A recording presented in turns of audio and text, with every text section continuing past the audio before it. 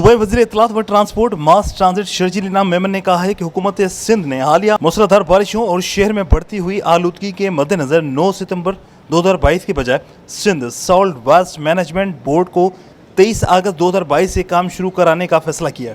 ये बात उन्होंने आज HMC के अफसरान से deputy commissioner Hyderabad camp office में इजलास की सदारत करते हुए की। सूबाई वज़ीर इत्तलात शर्जील इनाम मेमन ने मुतल्लिका अफसरान को सख्ती से हिदायत की कि वो गैर हाजिर मुलाजमिन को फौरी तौर पर नौकरियों से बरतरफ करें और नए लोगों को भर्ती करें, क्योंकि बल्दियाती इदारों की नाअहली की वजह से सिंध हुकूमत की बदनामी हो रही है।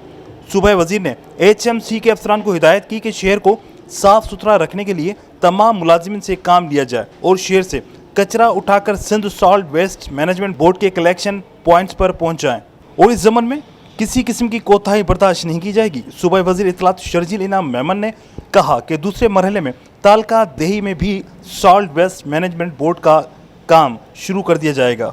सूबाई वज़ीर ने HMC से इस्तफसार किया है कि आपके पास कितने मुलाजिमिन हैं और वो कहाँ काम कर रहे हैं, जिस पर उन्होंने बताया 1100 मुलाजिमिन हैं, जिनमें से 400 मुलाजिमिन काम कर रहे हैं और 700 मुलाजिमिन फ़र्ज की अदायगी के बगैर तनख्वाह ले रहे हैं। जिस पर सूबाई वज़ीर ने डिप्टी कमिश्नर हैदराबाद फवाद गफ़ार सुमरू को कहा कि वो HMC की निगरानी करें और कोताही करने वाले अफसरान के खिलाफ रिपोर्ट पेश करें ताकि उनके खिलाफ कार्रवाई अमल में लाई जाए।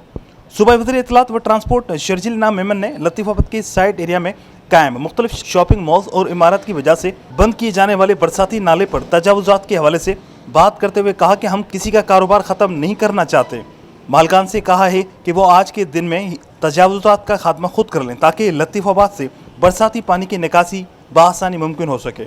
इससे कबल रेन एमरजेंसी के निगरान और सूबाई वज़ीर इत्तलात व ट्रांसपोर्ट मास ट्रांजिट शर्जील इनाम मेमन का डिप्टी कमिश्नर हैदराबाद फवाद गफ़ार सुमरू के हमरा ज़िले हैदराबाद के तालका देही का भी दौरा किया गया।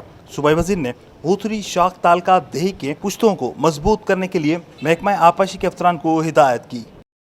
अहम वजह इंक्रोचमेंट ज़रूर है, ठीक है। दूसरी वजह कि जब हम हमारे गवर्नमेंट के इदारे जब किसी को NOC वगैरह देते हैं तो उनको भी चेक करना चाहिए कि जी यहाँ पे लाइंस में क्या है। जिस जगह पे हम लोग खड़े हैं, आपको मज़े वाली बात बताऊँ, ये सारी इंडस्ट्री का प्लॉट है। ये आपको पता है, ये बात आप हैदराबाद के साथ को पता होगा। ये सारा इंडस्ट्री का प्लॉट है और उसके इंडस्ट्री के प्लॉट के अगेंस्ट इसमें जिस तरह कमर्शलाइजेशन हुई तो गवर्नमेंट ऑफ सिंध कोर्ट में गई और कुछ लोग भी कोर्ट में गए और आपको पता है कि ये इस पर एक मौजूद जज साहब ने इस पर स्टे ऑर्डर दिया हुआ है। एक मौजूद जज साहब ने ये स्टे ऑर्डर दिया हुआ है। अब स्टे ऑर्डर की वजह से यहाँ बिल्डिंगें बन गई हैं। मैं किसी पे कोई एलिगेशन नहीं दे रहा, ना मैं किसी मौजूद जज साहब का नाम ले रहा हूँ। तो प्रॉब्लम्स हैं, हमारे सिस्टम में प्रॉब्लम्स हैं मौजूद है। और हैदराबाद देही के इलाके में ख़ास तौर पर जो फसलें हैं लोगों की, वो तो फुल डूबी हुई हैं और सैकड़ों की तादाद में घर जो हैं वो गिरे हैं ज़्यादा बारिश की वजह से।